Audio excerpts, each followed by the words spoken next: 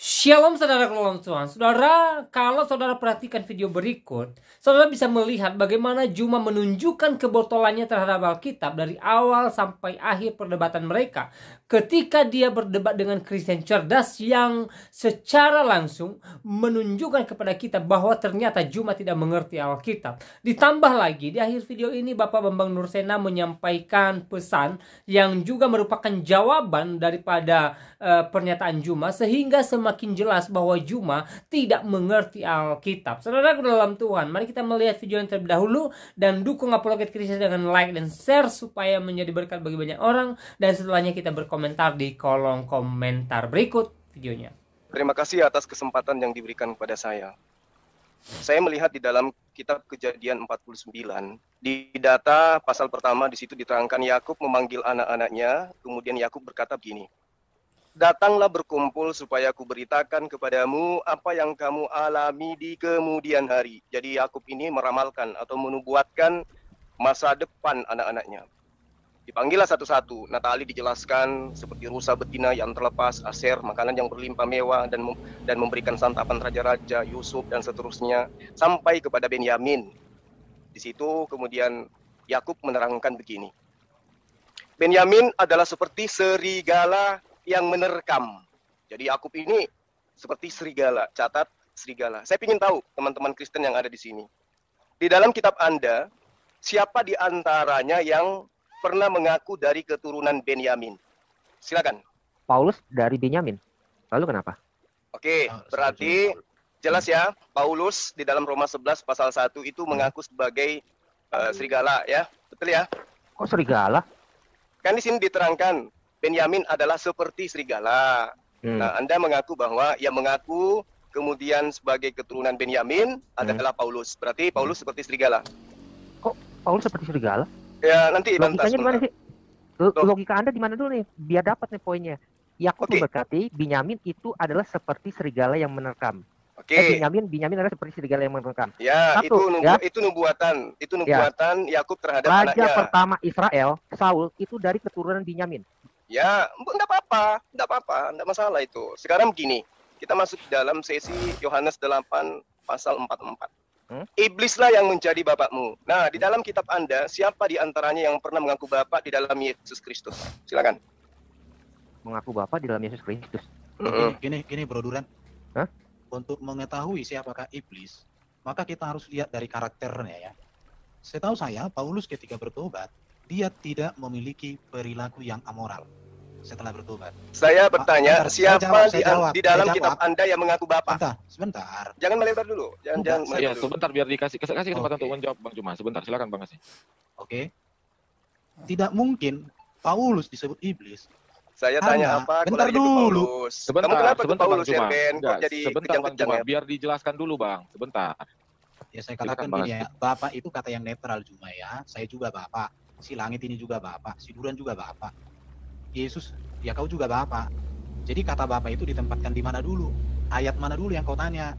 Janganlah kayak anak TK bertanya. Saya jelaskan ya. Saya katakan begini, kalau ada orang mengatakan Paulus itu adalah seperti serigala, ini bahasa serigala di sini ini dalam bentuk perumpamaan sebuah kehebatan itu, bukan jadi serigala. Ini sebuah ketangkasan karena serigala itu diumpamakan. Karena pada waktu itu serigala itu dilihat ada positifnya begitu. Tapi kalau dikatakan Paulus serigala dan lain sebagainya, apa adalah iblis. Kita lihatlah karakter Paulus setelah bertobat. Ada enggak perilaku yang amoral dalam dia? Kalau Paulus pernah melakukan perilaku yang amoral dan menyuruh saya untuk memiliki perilaku yang amoral, detik ini surat-surat Paulus kukoyak, kubuang, saya jadi Adama Batak permalip. Tapi saya tidak pernah menemukan perilaku yang bisa disandingkan dengan iblis dalam diri Paulus. Tapi justru saya melihat kekudusan, keagungan, kebesaran Yesus dalam diri Paulus dan ajaran Paulus. Itu saja jawaban saya. Mungkin teman-teman coba si Jul ini suruh keluarin ayatnya. Ayat mana yang mengatakan Bapak di dalam Kristus, di dalam Yesus? Coba. Silakan Bang Juma, dipertajam pertanyaannya. Jadi kita dapat poinnya nih, nangkep. Iya, ayatnya aja tunjukkan biar kita ayatnya tunjukkan. Kita kasih penjelasan gitu loh. Jangan cuma ayat. Tunjukin ayatnya. Dibuka. Oke, silakan Bang Juma dipertajam pertanyaannya. Ya, kalau bisa saya nggak usah di-mute lah. Jangan di-mute ya. Oke, thank you. Iya. Ayatnya keluarin Jul, ayatnya Jul. Oke. Jadi si Erben ini, saudara saya ini kok larinya kemana-mana gitu ya. Iya, maka itu ayatnya dikeluarin aja dulu. Pertanyaan saya kepada kalian yang Kristen ini, gak usah minta ayat dulu. Akui aja dulu. Ayat? Siapa di dalam kitab Anda yang pernah mengaku Bapak? Sekarang ayatnya mana? Saya belum tanya ayat, saya tanya kepada Abraham kalian. Bapak. Kalian pernah membaca kitab kalian atau tidak nih? Ya, tadi kan sudah, yang pertama kan tadi ya, sudah. Ketika Yakub menerangkan keturunannya Benyamin jadi serigala, Paulus ngaku serigala, ngaku dari keturunan Benyamin. Oke. Saul Benyamin. Paulus ngaku dari Benyamin kan? Saul dari Benyamin. Iya, saya tanya, bukan Paul itu tidak pernah ngirim surat, tidak pernah ngarang-ngarang surat. Paulus yang saya maksud. Nah, sekarang gini, di dalam Yohanes 8 pasal 44, iblislah yang menjadi bapakmu. Iya. Oke, nah di dalam 1 Korintus 4 pasal 15, Paulus mengaku, Paulus mengaku sebagai bukain dong 1 Korintus 4. Bapak dengar aja dulu. Di dalam Yesus Kristus, betul? Buka dulu aja 1 Korintus 4. Saya lebih hafal kitab Anda daripada ya, 1 Korintus 4 ayat berapa? Pasal 15, bukan ayat. Pasal 15. Ya. Sebab sekalipun kamu mempunyai beribu-ribu pendidik dalam Kristus, kamu tidak mempunyai banyak bapak, karena akulah yang dalam Kristus Yesus telah menjadi bapakmu oleh Injil yang kuberitakan. Oke, kena enggak di situ iblis yang menjadi bapakmu? Kena enggak di situ Paulus sebagai bapak? Karena akulah yang dalam Kristus Yesus. Oke. Ya. Paulus di dalam Kristus Yesus menjadi bapak, menjadi pendidik, kan di sebelumnya dikatakan pendidik dalam Kristus. Oke, saya lanjut ayatnya. Dalam Kristus. Saya lanjut ayatnya. Dan kamu ingin melakukan keinginan-keinginan bapakmu. Pertanyaan saya, atas kehendak dan keinginan siapa kalian menuhankan Yesus? Keinginan dari Allah Bapa. Di mana Allah Bapa memerintahkan kalian menyembah Yesus? Yohanes 3 ayat 16. Apa yang diterangkan Bapak di situ? Karena kepadanya lah kasih Allah kepadanya lah ini. Karena sehingga besar kasih Allah akan dunia ini, sehingga ia mengaruniakan anaknya yang tunggal agar orang yang percaya kepadanya tidak binasa. Oke. Mana perintahnya menyembah kepada Yesus? Mana perintahnya menyembah kepada Yesus? Iya dong. Di situ dikatakan apa? Apa? Percaya kepadanya tidak binasa. Orang yang percaya kepada Yesus tidak binasa, kan? Betul nggak? Oke. Nah sekarang percaya kepada Yesus itu gimana menurut Yesus? Menyembah Dia atau mengikuti perintah-perintahnya? Oke, saya jawab. Mengapa orang Kristen menyembah Yesus? Ya, menyangkal diri, ikut salib dan ikut jalanku. Di mana Yesus mengatakan bahwa ikut jalanku adalah aku menyembah aku, sehingga Kristen menyembah Yesus. Ya kan mengikuti jalannya Yesus. Yesus menerangkan di dalam Yohanes 10 pasal 27, aku mengenal pengikutku, mereka mendengarkan aku dan mengikuti aku. Siapa yang Anda ikuti menyembah Yesus? Yesus tidak pernah menyembah Yesus. Oke, saya jelaskan ya. Silakan. Jadi mungkin ini kurang literatur tentang arti kata menyembah. Ya terserah, yang pastinya Yesus kalian Tuhan kan. Nanti. Makanya saya bilang samamu, siapkan waktumu untuk saya. Cerita, ini kesempatanmu loh. Ini saya bertanya, kamu gak usah jual obat, Erben. Siap. Sembah itu pernyataan hormat dan hikmat. Apakah Yesus layak dihormati? Sangat layak. Karena dia terkemuka di bumi di surga, dia nanti akan datang Raja segala raja di hakim yang adil. Itu arti kata menyembah. Kata atau perkataan yang ditujukan kepada orang yang dimuliakan. Ini arti kata sembah. Enggak, yang saya tanya sama Anda, keinginan siapa? Atas keinginan siapa? Anda. Sebentar Bang Juma, biar dijelaskan. Tenang duduk boncengan. Nanti setelah Bang Juma menjelaskan, menghormati dengan silakan. Menyembah itu menghormati dengan mengangkat sembah, memuja. Ya, mengaku di bawah perintah takluk. Ya kami tunduk kepada Kristus. Itu ya. Jadi sekarang pemahamanmu tentang menyembah itu juga harus diluruskan. Menyembah itu proskuneo, LAI, menyembah bersujud. Yesus layak sujud. Orang muslim aja sujud ke arah Ka'bah sana nggak masalah kok kami. Oke ya.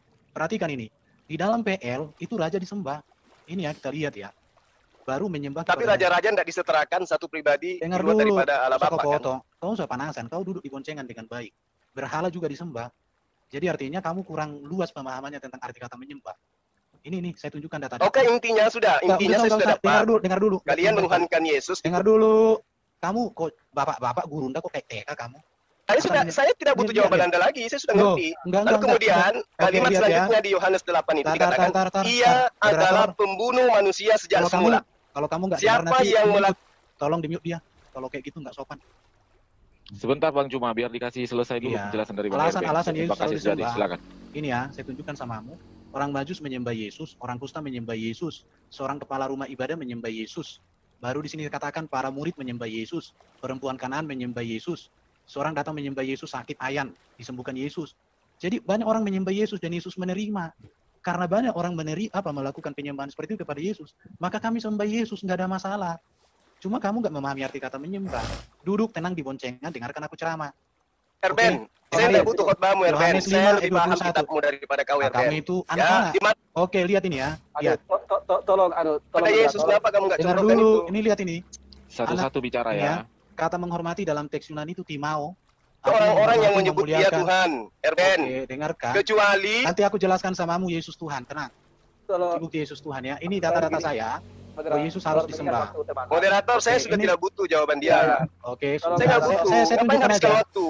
Lalu kemudian di dalam Yohanes 8 itu dikatakan, ia adalah pembunuh manusia sejak semula. Pertanyaan saya, siapa yang membunuh murid-murid Yesus angkatan pertama? Jawab. Berarti kamu kurang memahami kata itu. Ia pembunuh manusia sejak semula. Sejak semula di situ kapan maksudnya? Ya, iblis yang menjadi bapakmu, kau ingin melakukan keinginan bapakmu, dan bapakmu itu membunuh manusia sejak semula. Ayo. Di dalam Kisah Para Rasul 8 pasal 3 diterangkan, Saulus berusaha membinasakan jemaat itu dan ia memasuki rumah demi rumah untuk menyeret laki-laki, perempuan, dan seterusnya. Lalu kemudian Galatia 1 pasal 13, Paulus mengaku, sebab kamu telah mendengarkan tentang hidupku dahulu dalam agama Yahudi, tanpa batas aku menganiaya jemaat Allah dan berusaha membinasakannya. 1 Korintus 15 pasal 9, karena aku adalah... Oke, Bro Juma, saya pikir saya sudah nanggap jawabanmu. Coba dong ditunjukkan Yohanes yang disebutkan si Juma tadi. Ia adalah pembunuh sejak semula itu siapa? Yohanes berapa tadi? Oke, coba biar tidak berlebar. Iya, Yohanes ini tadi. Ya, berarti saya yang harus bonceng kamu, Erben. Yohanes 8 pasal 8. Yohanes 8 pasal 4. Kamu hapus air matamu malam ini. Iya, kamu hapus air matamu. Sudah tergenapi ya, yang tadi serigala Benyamin, Paulus.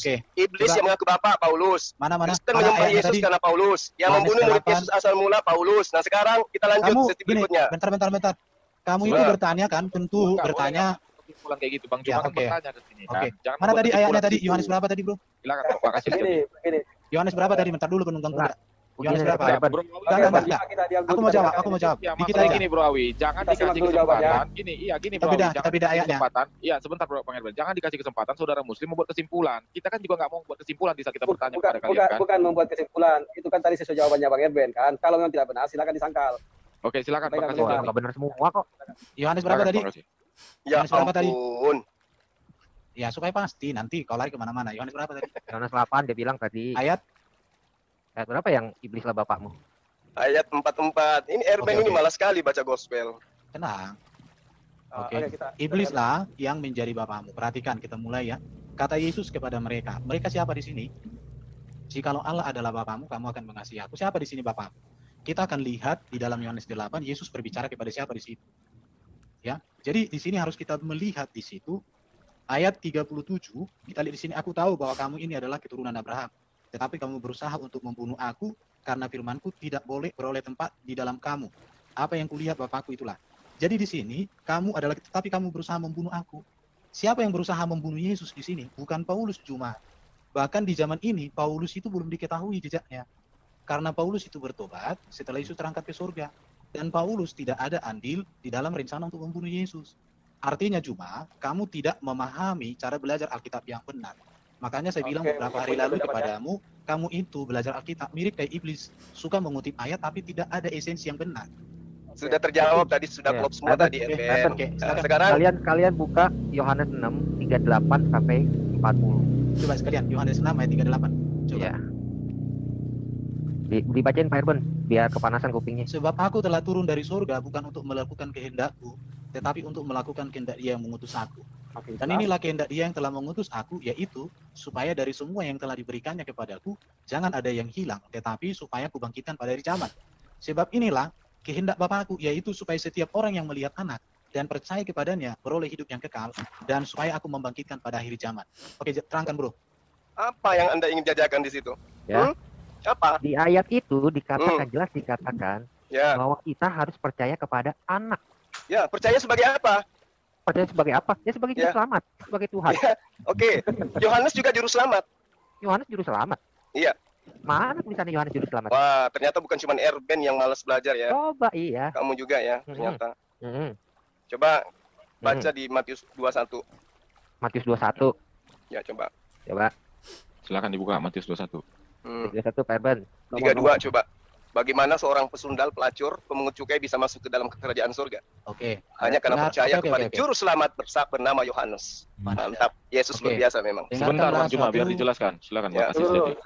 Saya baca ya. Dengarlah suatu perumpamaan yang lain. Perumpamaan ya. adalah seorang tuan tanah membuka kebun anggur dan menanam pagar sekelilingnya. Ia menggali lubang tempat memeras anggur dan mendirikan menara jaga di dalam kebun itu. Kemudian ia menyewakan kebun itu kepada penggarap-penggarap lalu berangkat ke negeri lain. Tadi di Matius 21 nomor 32. berapa? Ayat 32. Oh, salah ini. 32 di atas. Oke, kita mulai 31. 31 mulai, Bro. Ya, ya. Silakan. Mau 31 mau 30. Siapakah di silakan. antara kedua orang itu melakukan kehendak ayahnya? Jawabnya mereka.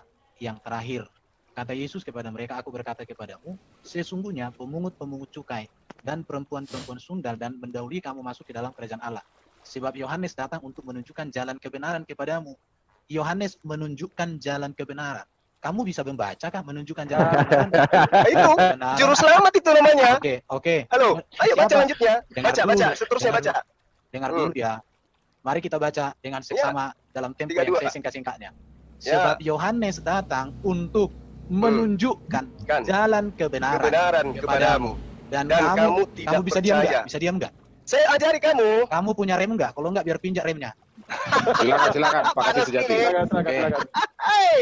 Sebab Yohanes datang untuk menunjukkan jalan kebenaran kepadamu dan Yes. kamu tidak percaya kepadanya. Tetapi Yes. pemungut-pemungut cukai dan perempuan-perempuan sundal percaya kepadanya. Kepada siapa?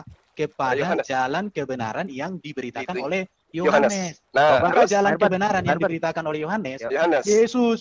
Biar dia ngerti. Di mana dikatakan itu? Di ayat Yesus ini, ngomong, Yohanes aku jalan kebenaran dan hidup. Ya. Tidak ada seorang pun yang sampai kepada Bapa Ya. kalau tidak melalui aku. Deal. Coba sekarang tunjukkan kepada saya Yohanes mengajarkan bahwa sembahlah Yesus sampai pemungut-pemungut cukai ini masuk ke dalam kerajaan surga. Yohanes 1:29 kok jelas kok. Apa yang diterangkan oleh Yohanes 1 di situ? Yohanes 1:29. Aduh, Jul, gua udah Pada bilang keesokan Jul, harinya, silakan. coba ayat. Silakan. Yohanes Ini silakan. 1:29, Pada Barban, keesokan bacain. harinya, Yohanes melihat Yesus datang kepadanya dan dia berkata, lihatlah anak domba Allah Ya. yang menghapus dosa dunia. Nah, terus? Yang menghapus dosa dunia yang layak disembahlah. Yang Ayat berdosa gitu. 30-nya, Pak Irban. Ayat Hah? 30-nya. ayat 30. Dialah yang kumaksud ketika Oke. kukatakan kemudian Jadi jelas daripada ya, aku pesundal akan datang ini, seorang dengar, yang telah mendahului aku, dengar, sebab dia pesundal telah ini, ada sebelum aku. pesundal ini masuk ke dalam surga dan juga pengut-pengut cukai itu Yesus belum disalib. Hanya karena menerima Yohanes ajaran yang ditunjukkan oleh Yohanes, yaitu menyembahnya kepada Allah Bapa. Itu diterangkan dalam Yohanes 14. Maksud Nah, artinya- kemudian kembali kepada Yohanes 8 tadi. Oke, Apabila tunjukkan. ia berkata, ia dusta. Ia berkata atas kehendaknya sendiri. Ini siapa ini? Ya, kita lihat aja dulu ayatnya. Karena gini, kamu kurang bisa membaca ayat. Kenapa jadi buka Quran ini? Bentar, jangan dibuka Qurannya, buka ayatnya yang tadi dong. Kenapa Mana jadi Acit? Quran ini? Yohanes 8 ayat 15. Yohanes Nah. 8 ayat 15 dibuka dong biar kita lihat sama-sama, kita tunjukkan Tidak- sama penonton. Tidak usah lari-lari ke Al-Quran, tidak perlu. Tidak perlu. Iya, lari. kami Yohanes iya, 8 Ya. pasal 44. Si Alkitab Bapak yang dibuka ini, Alkitab. yang iblis ini, ya, Oke, Bapak, teman-teman ya, Bapak mungkin dusta mau ini, menjelaskan lagi gantian lah. apabila Sebentar, ia berkata, sebentar, ia Bang. berdusta, ini siapa? Sebentar Bang Cuma. Iya. Bisa ya Bang? Sebentar biar Oke, dijelaskan, silakan, Bang Cuma. Cito, silakan. Sebenarnya poinnya sudah jelas ya. Yang dimaksud Yesus. Jadi kan saya melihat, mohon maaf nih Bang Juma, ketika melihat ayat yang kayaknya cocok, itu Bang Juma akan mengambil itu. Kalau misalnya itu demikian, tafsir Anda ini keliru Bang. Bukan Jadi- tafsir loh ini ayat Sebentar, dijelaskan Bang oleh Cuma. ayat. Sebentar. Sebentar, Bang Cuma, sebentar. Sabar. Nanti selesaikan dulu Bang Cuma. Kita dengar dulu, Ya. kita dengar dulu. Jadi Ya. cara Waktu Anda masih panjang. menafsir, cara Anda menafsir ini akan berpotensi seperti ini. Oh, Alkitab itu mengajarkan bunuh diri karena Yudas bunuh diri. Nah, itu kan logika yang keliru. Karena kita lihat konteks. Jadi teks tanpa konteks adalah preteks. Lah, Anda berhenti di preteks dan Anda loncat ke konteks yang lain. Konteks itu ada dua, Bang. Ada konteks dekat dan konteks jauh. Dari awal Anda mengatakan Benyamin tadi, itu ketika Anda nyambung-nyambungkan itu ke Paulus, itu sudah lempar ke konteks jauh. Jadi konteks yang diucapkan oleh Yakub tadi apa? Nah, itu Anda mistranslatekan kepada Rasul Paulus. Padahal Rasul Paulus ini diakui oleh para rasul yang lain. Ada rasul yang tidak diakui justru, yang justru saya nggak tahu. Anda bisa percaya, maaf ya. Ya mungkin gitu jadi. Jadi gini teman-teman, Kalau kalau ya, tolong enggak gimana? aja. Kalau umat muslim bertanya, mencari kebenaran atau apa? Karena aku lihat selama ini kalian tidak mencari kebenaran. Kalian menafsirkan Alkitab sesuka gigi kalian. Jelas-jelas teman-teman sudah menjelaskan semua. Dan Alkitab sangat jelas tadi, apalagi yang Yohanes 8, 44. Jawabannya 43. Siapa yang tidak mendengarkan Yesus? Iblis. Bapamu iblis. Jelas. Oke, Jadi siapapun, orang beragama manapun, yang tidak mendengarkan firman Allah atau firman Tuhan, itu iblis. Logika mudah. Oke. Oke, lanjut. Silakan Pak Charlie. Halo, ya saya tunjukkan Oke, saya tunjukkan maksudnya ya. Ini tadi Bro Zuma, ini dia ngomong ya tentang ayat-ayat di dalam Alkitab. Nah, ini saya tunjukkan dulu ya. Anda harus tahu konteks ayat Alkitab ya. Di sini ya di Matius 13 ayat 10 sampai 13 dikatakan, maka datanglah murid-muridnya bertanya kepada Yesus, "Mengapa engkau berkata-kata kepada mereka dalam perumpamaan?" Nah, jawab Yesus, "Kepadamu," ya, kepadamu di sini adalah murid-muridnya, "diberi karunia untuk mengetahui rahasia kerajaan sorga, tetapi kepada mereka tidak." Nah, saya tanya dulu Zuma, dia termasuk golongan yang mana ya? Apakah dia termasuk murid-murid Yesus atau yang disebutkan di sini sebagai mereka ya? Nah, kalau misalkan di situ Zuma termasuk sebagai yang mereka, maka ini kata-kata Yesus. Itu sebabnya aku berkata-kata dalam perumpamaan kepada mereka. Karena sekalipun melihat, mereka tidak melihat, dan sekalipun mereka tidak mendengar dan tidak mengerti. Jadi di sini itu sebabnya Zuma tidak mengerti karena dia bukan murid Yesus. Nah, dia menggunakan perumpamaan-perumpamaan di dalam kitab Kejadian 49 yang menggambarkan bahwa Benyamin itu seperti serigala yang membagi-bagikan jarahannya kepada saudaranya. Itu adalah sebuah simbol yang baik, penggambaran yang baik, ya, perumpamaan yang baik. Ini menunjukkan kepemimpinannya dia yang mengasuh saudara-saudaranya. Nah, sekarang saya mau ngomong juga tentang waktu di dalam Kisah Para Rasul 7 ya. Ini jemaat Yesus yang dibunuh ya. Ini kita buka ya di dalam Kisah Para Rasul pasal 7 ya. Nah, ini waktu Stefanus ini dirajam ya. Dan di sini dikatakan bahwa Paulus itu menyetujui ya. Di mana ya? Dikatakan bahwa Stefanus ini kan di hadapan para imam ya. Ini ada imam besar ya. Itu dia di hadapan para Sanhedrin, majelis agama Yahudi ya. Nah, kita lihat di bawah ini Stefanus ini yang sebagai pengikut Kristus ya. Ini dia dirajam ya, dirajam, dan di sini dikatakan ya, ketika anggota-anggota mahkamah agama itu ya, jadi Stefanus ini kan dirajam di depan para banyak ya, orang Saulus 7 itu 8 ayat 8 ya. Di sini ya dikatakan bahwa Saulus juga setuju bahwa Stefanus dibunuh ya, Stefanus yang dibunuh ya. Nah, sekarang kita kembali kepada ayatnya. Stefanus ini adalah pengikut Kristus yang dia mengakui bahwa ya, di sini Anda baca ya Zuma ya, biar Anda paham ya. Nah, di sini dikatakan ya, Stefanus yang penuh dengan Roh Kudus menatap ke langit dan melihat kemuliaan Allah, dan Yesus berdiri di sebelah kanan Allah. Stefanus mengakui Trinitas Tuhan ya. Lalu katanya, "Sungguh aku melihat langit terbuka dan anak manusia berdiri di sebelah kanan Allah." Ya. Nah, lalu mereka menyeret dia, melemparinya, dan saksi-saksi meletakkan jubah mereka di depan seorang muda bernama Saulus. Jadi Saulus saat itu adalah murid dari imam besar Gamaliel ya, yang masih sebagai orang Yahudi. Dia termasuk dari Sanhedrin. Jadi dia termasuk adalah majelis kehormatan orang Yahudi. Ya, mereka melempari Stefanus. Waktu Stefanus berdoa, "Ya Tuhan Yesus, terimalah rohku." Dia mengatakan, jemaat Yesus ini yang kamu tadi sebut jemaat Allah, mengatakan, "Ya Tuhan Yesus, terimalah rohku." Ya, dia mengakui Yesus adalah Tuhan. Sambil berlutut ia berseru dengan suara nyaring, "Tuhan, janganlah kau tanggungkan dosa ini kepada mereka." Ya, kepada si Zuma ini jangan, dia karena dia tidak mengerti apa yang dia katakan, bahwa saat itu Saulus masih dalam posisinya sebagai orang Yahudi, taat kepada hukum Taurat ya. Dan orang-orang Kristen saat itu dizolimi oleh mereka. Nah, sekarang kamu bela yang mana? Apakah kamu bela Saulus yang akhirnya bertobat menjadi Paulus, atau kamu membela Stefanus yang menyetujui, mengakui bahwa Yesus adalah Tuhan? Silakan Zuma, kalau misalkan kamu mau jawab. Terima kasih. Oke, gampang itu. Ya, Yesus mengatakan, "Bapa yang telah mengutus aku, wajahnya tidak bisa kau lihat, suara yang pun tidak bisa kau dengarkan." Jadi cerita langit terbuka, kemudian melihat Tuhan di langit. Bicaranya, silakan Bang. Ya, silakan. giliran saya ya. Itu bertentangan dengan pernyataan Yesus sendiri. Saya balik tanya kepada Anda, Anda percaya Yesus atau percaya kepada Stefanus? Kembali pada tema ya. Di situ diterangkan di dalam Yohanes 8 pasal 44. Apabila si iblis ini, si bapakmu ini berkata, ia berdusta dan ia berkata atas kehendaknya sendiri. Saya ingin tanya kepada Anda semua ini, sahabat-sahabat saya. Ya. Siapa di dalam kitab Anda itu yang mengaku menulis kitab dengan huruf-huruf yang disusunnya dengan tangannya sendiri, lalu kemudian dia mengaku jika kebesaran Allah oleh dustaku semakin melimpah bagi kemuliaannya, itu siapa? Lalu dia katakan begini, "Apa yang aku katakan, aku mengatakannya bukan sebagai orang yang berkata menurut firman Tuhan." Berarti apa yang dikatakannya itu bersesuaian dengan apa yang diramalkan oleh Yesus dalam Yohanes 8 pasal 44. Apabila ia berkata ia berdusta, ia berkata atas kehendaknya sendiri, sebab ia adalah pendusta dan bapa segala dusta. Ini saya kasih sedikit referensi supaya sahabat ini bisa memahami. Di dalam 1 Yohanes 2 pasal 18-19, Yesus mengatakan begini, anak-anakku, waktu ini adalah waktu yang terakhir. Dan seperti yang telah kamu dengar, seorang antikristus akan datang. Dan sekarang telah bangkit banyak antikristus. Berarti zaman Yesus antikristusnya ada.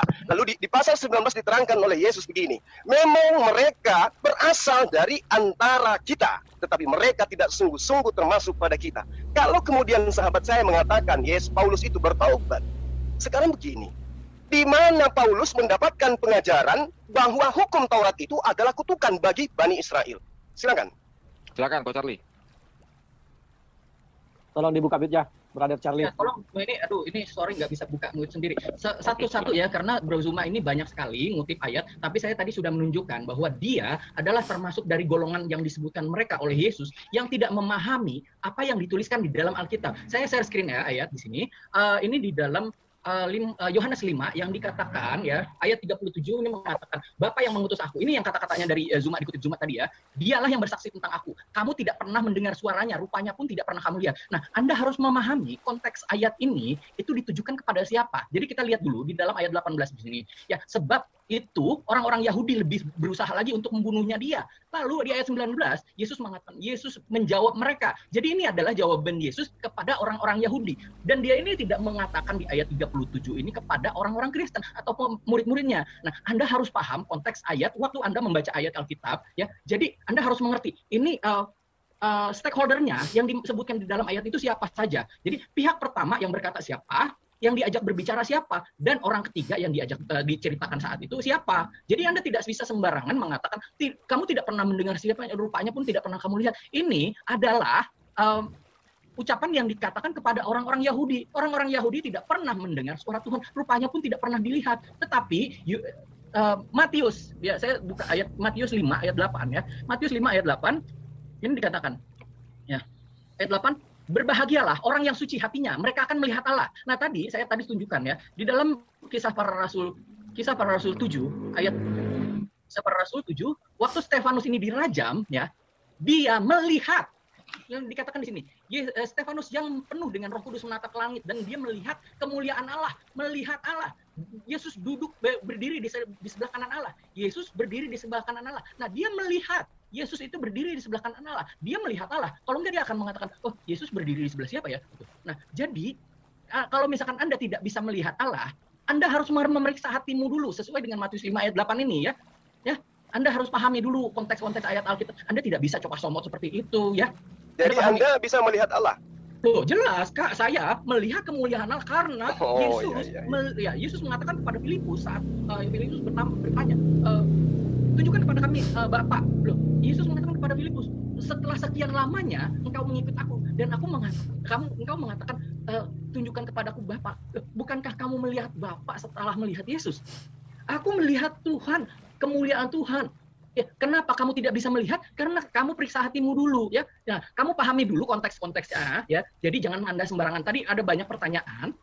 Yang dilakukan Stefanus itu menurut pengarang itu dia lihat dengan matanya, bukan dengan hatinya, Bro. Bro Charlie. Itu loh. Ya. Kita beralih dulu ke 1 Yohanes 2. Boleh tunjukkan sekalian, Bro? 1 Yohanes 4 ayat 1 Yohanes 2 ayat 18. 1 Yohanes 2 ayat 8 tentang para pendusta. Ya, 1 Yohanes 2 antikristus. 1 Yohanes 2 pasal 18 pasal 19. Ayat 8. 1 Yohanes 2 ayat 18 19. Oke. Sebentar ya. Ayat ya. 1 cuma gagal memahami kenapa dikatakan dia ini perkataan Yesus. Ini surat Yohanes. Surat Yohanes ini ditulis dia kepada jemaat secara umum. Berarti bukan sabda Yesus ya? Kau diam dulu, nanti kuinjak remo. Sebentar Bang Juma, sebentar biar sampai selesai dulu. Silakan. Oke, biar diselesaikan dulu Erben. Nanti baru di closing juga dari Bang Juma, baru pindah ke penanya berikut. Silakan Erben. Sebentar. Ya. Jadi silakan. Ada kegagalan pemahaman Bro di sini bahwa ini pengajaran Yohanes tentang bahwa waktu itu sudah akhir zaman, apa ada antikristus. Tetapi siapa antikristus? Kamu tidak membaca utuh. Coba ayat 22 dong. Siapakah pendusta? Bukankah dia yang menyangkal Bapa, menyangkal bahwa Yesus adalah Kristus? Dia itu adalah antikristus, yaitu dia yang menyangkal baik Bapa maupun Anak. Pertanyaannya, apakah Paulus menyangkali Yesus? Tidak. Apakah Paulus menyangkali Bapa? Tidak. Permisi Bang Erben. Ya. Permisi Bang Erben. Jadi poin penting di situ Bang Erben adalah dia yang menyangkal baik Bapa maupun Anak. Kekristenan tidak menyangkal Bapa dan Paulus juga tidak kan? ada lam yalid walam yulad di dalam kekristenan. Silakan Bapak. Oke, jadi jelas ya Juma ya. Jadi makanya di sini kayaknya gini deh, nanti gua ajarilah kau belajar hermeneutik, bagaimana mempelajari Alkitab itu aja. Yohanes 8:44 dong, bukain yang Alkitab aplikasi. Bro Charlie bisa bro, sabar Bang Yusuf, setelah mereka baru Bang Yusuf. Menyangkal anak itu ya, menyangkal dia. Bro Charlie boleh bantu share screen bro. Oh ya, Citos, Ya, Citos. kalau Citos ya, itu ya. lengket bro. Oh ya udah, oke, Ya. udah. Buka yang konteksnya bro, buka yang konteksnya. Kan si Jul ini selalu membawa Yohanes 8:44, tapi dia lupa di 42 dikatakan apa? Kata Yesus kepada mereka, jikalau Allah adalah Bapakmu, kamu akan mengasihi aku, sebab aku keluar dan datang dari Allah, dan aku datang bukan atas kehendakku sendiri, melainkan Dialah yang mengutus aku. Apakah sebabnya kamu tidak mengerti bahasaku? Sebab kamu tidak dapat menangkap firmanku. Nah, persis seperti yang Jul ini, dia nggak pernah menangkap firmannya Yesus. Cuma satu ayat bro. Iya. Terus tadi kita udah kasih juga Yohanes 6 ayat 38 sampai 40. Kehendak Bapa apa? Kehendak Bapa yaitu percaya kepada Yesus supaya tidak mati, tidak binasa. Gitu loh. Padahal di Yohanes 8 kalau dibaca, ini powerful banget. Yohanes 8 ya. Bahkan Yesus berkata, jika kamu tidak percaya akulah dia, kamu mati dalam dosamu. Yohanes 8 juga itu padahal. Oke, saya rasa udah cukup clear dan tuntas ya. Bro, Mana, langit. silakan. Belum. Silakan, makasih. Ya katakan Silakan. tadi kan siapakah Bapa menurut Yesus? Ya Bapa yang mengutus dia firman menjadi manusia. Siapa Yesus menurut Yesus? Dia adalah firman yang diutus oleh Bapa. Maka dikatakan aku datang dan keluar dari Bapa.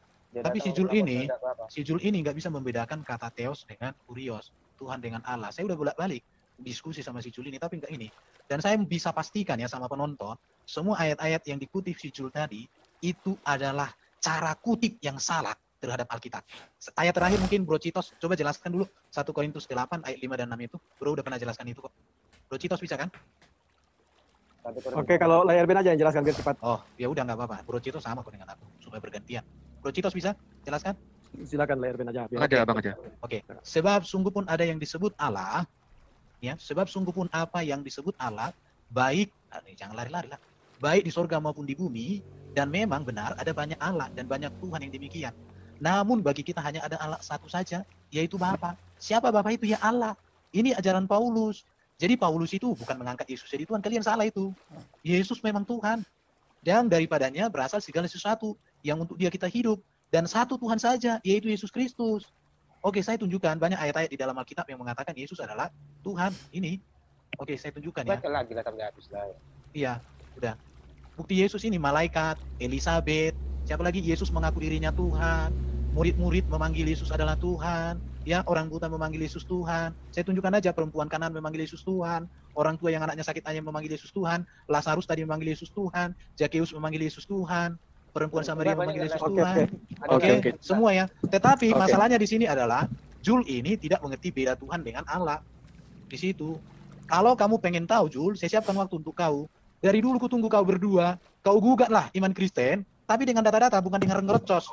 Oke, siapkan. Pak layar Ben ya. Hati-hati. Hubungku bersifat ahistoris. Jadi misalnya ya orang nuduh bahwa Paulus itu telah memalsu Taurat. Mana yang dipalsukan Paulus? Dia tidak bisa menunjukkan. Misalnya ya kalau Paulus mengatakan Yesus itu dijadikan Tuhan, bukan Paulus yang ngomong begitu. Karena Yohanes kan bukan Paulus. Justru yang menekankan aspek keilahian Kristus secara bahasa yang sangat clear itu Yohanes. Firman itu bersama-sama dengan Allah dan firman itu adalah Allah. Di Paulus malah tidak clear. Artinya memang Paulus sedang tidak berbicara tentang doktrin itu. Tapi Yohanes clear sekali. Oke Pak Bambang, penjelasan Anda sangat mencerahkan dan menguatkan iman kami. Salam Tuhan, itu video ini kita sudah Tuhan simak Yesus apa yang memberkati. dibahas oleh Apologet Kristen dengan Juma di video tadi. Mereka membahas tentang iman Kristen. Dan kita bisa lihat bagaimana ekspresi daripada Juma. Sepertinya dia takut dan seperti cacing kepanasan, saudara dalam Tuhan. Bahkan dia berusaha tidak memberikan ruang bagi apologet Kristen untuk bicara, tetapi dia tidak mampu melakukan itu karena bagaimanapun kebenaran tetap muncul di permukaan, sehingga ya kebenaran meredupkan daripada asumsi Juma. Sehingga saudara dalam Tuhan, kalau kita perhatikan perdebatan mereka di video tadi, kita bisa paham bahwa ternyata Juma tidak mengerti Alkitab sama sekali. Juma tidak paham Alkitab sama sekali ya. Jadi saudara dalam Tuhan ya, dari sini kita bisa mengerti sejauh mana pengetahuan Juma terhadap Alkitab, bahwa betul-betul tidak memahami isi daripada Alkitab. Dia hanya sekedar copot ayat ya. Dia ngutip ayat sana sini ya, tanpa melihat daripada latar belakang ayat itu, tanpa melihat tujuan daripada ayat itu, lalu dia tafsirkan sesuka hatinya, dan ujung-ujungnya semua ngawur. Nah, saudara dalam Tuhan, puji nama Tuhan, apologet Kristen di video tadi sangat luar biasa ya, menjelaskan iman Kristen dengan baik, walaupun Juma seperti cacing kepanasan, tetapi dia tetap mengarahkan pembicaraannya untuk meluruskan dan menjelaskan kebenaran Alkitab, bahwa Yesus adalah Tuhan dan Rasul Paulus adalah benar-benar rasul yang dipilih oleh Yesus, dan apa yang mereka sampaikan merupakan firman Tuhan, terutama yang disampaikan oleh Yesus adalah firman Tuhan karena dia adalah Allah sendiri, dan juga apa yang disampaikan oleh para muridnya termasuk Rasul Paulus merupakan firman Tuhan yang diilhamkan Tuhan kepada mereka, dan mereka menuliskannya dan dimuat di dalam Alkitab. Saudara dalam Tuhan, sangat luar biasa ya. Melalui perdebatan ini kita bisa mengerti kebenaran Alkitab, kita bisa memahami bahwa Alkitab betul-betul firman Tuhan, dan Yesus Kristus adalah Tuhan dan Juru Selamat. Nah, saudara dalam Tuhan, sedikit juga tadi penjelasan dari Bapak Bambang Nursena ya. Kita juga mendengarkan apa yang disampaikan oleh beliau, dan tentunya memberkati kita, menguatkan iman kita, membuat kita semakin mengerti akan kebenaran Alkitab itu sendiri, bahwa Yesus adalah Allah yang sejati yang menyelamatkan umat percaya kepadanya. Nah, saudara dalam Tuhan, selebihnya seperti apa tanggapan saudara, silahkan tulis di kolom komentar ya. Tuliskan tanggapan yang baik, yang positif, terutama tanggapan yang memuji memuliakan nama Tuhan dan yang memberkati kita sekalian. Nah, satu pesan buat Juma dari saya ya, buat Juma, berhentilah membahas Alkitab, karena bagaimanapun ya Juma tidak mengerti Alkitab, Juma tidak punya pemahaman yang cukup terhadap Alkitab ya, sehingga setiap kali Juma membahas Alkitab yang terjadi adalah kengawuran ya. Dia membahas Alkitab dengan tidak memiliki pengetahuan sama sekali terhadapnya, dan akhirnya apa yang disampaikan selalu saja salah, penafsirannya tidak sesuai dengan penafsiran Alkitab yang benar, dan akhirnya ya menyesatkan umat. Jadi lebih baik Juma fokus dengan agamamu, fokus dengan imanmu, fokus dengan kitabmu. Saya rasa itu lebih memberkati pendengarmu ketika kamu bicarakan tentang agamamu, daripada kamu membicarakan Kristen, apalagi membicarakan Alkitab tetapi semua salah, semua tidak pada tempatnya ya. Jadi harapan kita semoga di kemudian hari Juma berhenti membahas Alkitab dan dia fokus dengan agamanya dia. Saya rasa itu lebih baik saudara Tuhan. Nah, di kesempatan juga saya kembali ingatkan kita supaya kita tetap semangat mendukung apologet Kristen, terutama mendukung mereka dalam doa, dan juga buat saudara yang terberkati dengan apa yang disampaikan oleh apologet Kristen di video tadi, silahkan tekan tombol like dan gue share video ini supaya melalui video ini gue semakin banyak yang mengerti kebenaran Alkitab, semakin banyak yang mengerti bahwa Yesus Kristus adalah Tuhan dan Juru Selamat dalam kehidupan mereka. Nah, saudara dalam Tuhan, semoga hari-hari ini kita semangat memuji Tuhan, semangat juga beraktivitas, dan juga semangat mengejar apa yang menjadi impian kita, dengan jiwa yang optimis bahwa yang terbaik menjadi bagian kita, dan Tuhan senantiasa memberkati kita sekalian. Nah, saudara dalam Tuhan, saya tidak terlalu panjang lebar menyampaikan pesan video ini ya. Semoga video ini memberkati kita, menguatkan kita, dan kiranya Tuhan Yesus Kristus memberkati kita sekalian. Shalom.